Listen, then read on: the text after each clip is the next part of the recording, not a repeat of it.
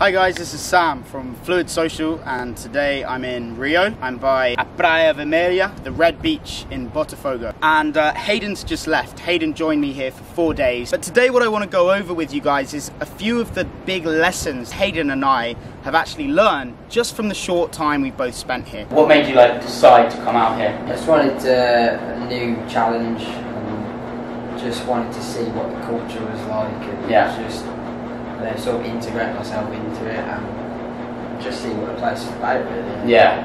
What were you feeling when you got here? What was the... just excitement to start. Yeah. Just raw, just wanted to see what the place was all Yeah. about, and I got that feeling straight away that it was a pretty vibrant atmosphere. And yeah.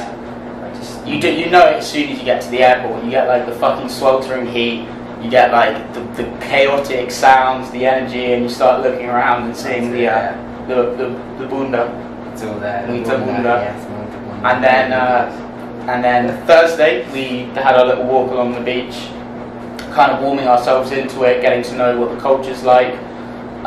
What surprised you, I guess, about the people? What was something you kind of learned about the people here? The most surprising thing is just how open everyone is in general.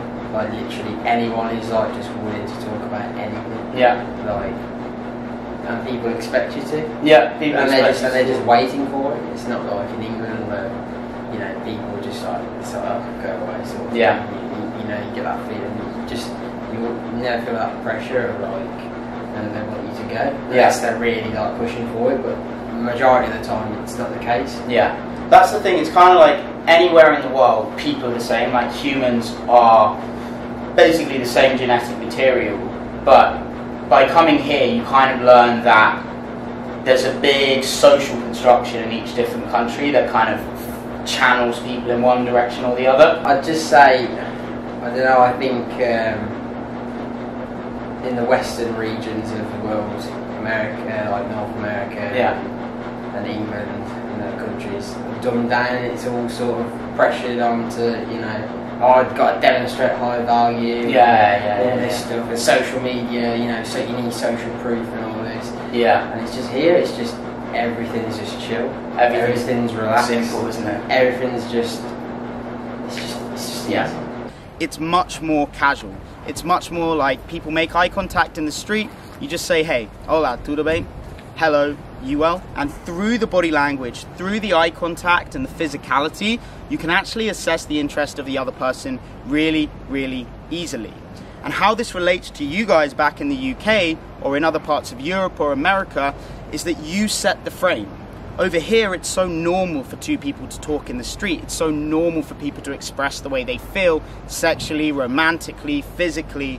But over there, we kind of have some problems because we're not sure what the other person thinks or how they're going to respond. Whenever you have a good experience away, you always think about what you could do more and what you'd do next time. What would be something that you'd advise? Because this would be good advice for anyone that's thinking of coming out. What would you have done more or differently? Yeah.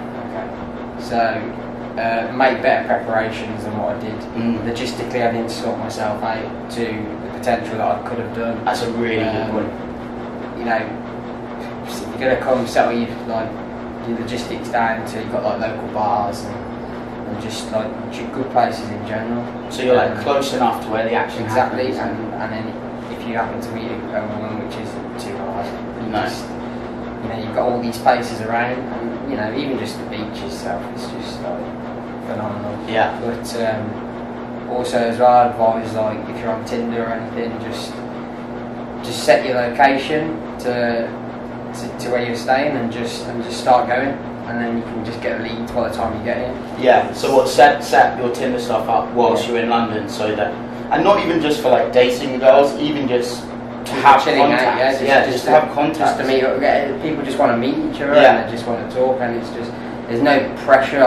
It's a date, it's done, it's got, it's just... You just slap a t-shirt and some flip-flops and just roll to the kiosk at the beach. It's not like you meet a girl, you like her, and then you go on a date, and it's officially a date, and there's these expectations. You meet up with a person because you want to know them a bit better, you want to see what they're about. You go to a little casual cafe, you walk along the beach. It's very, very, very casual.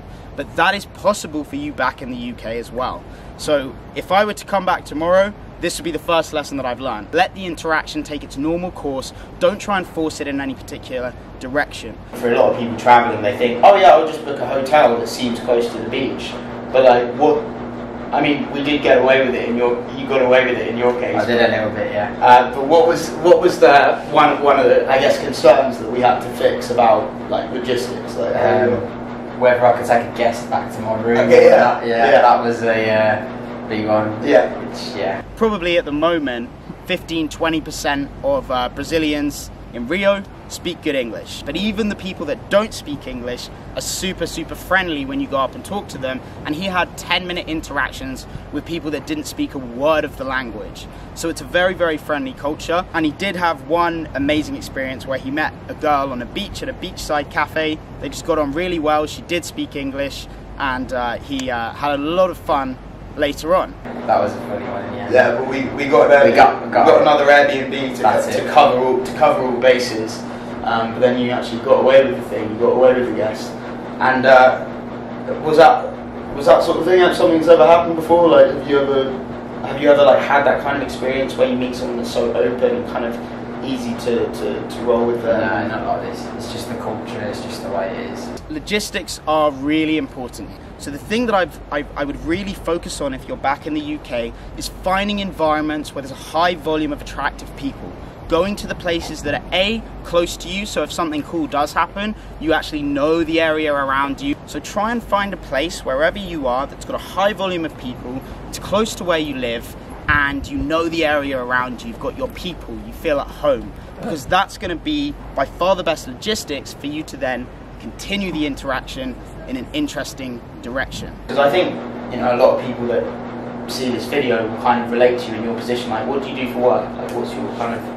So I'm just an electrician from the Midlands, and it's just, yeah, I got stuck in a cycle of just, you know, I needed something more in my life, and I wanted, you know, but I just, in terms of game, I've done game for a little bit now, about a year or so, but just like bringing it out here and just trying it out here has just been an amazing experience. Yeah, it's one that definitely come back and do again. Yeah. I've said it to you loads, but to work a normal job and be stuck in that kind of cycle of 9 to 5 and knowing that there's a bigger world out there, not being able to break out of your current kind of paradigm, how did you kind of summon up the courage to be like, you know what, actually I'm just going to take the plunge and go and see a part of the world that's just unspeakably different from what I'm used to? I think it's just a case of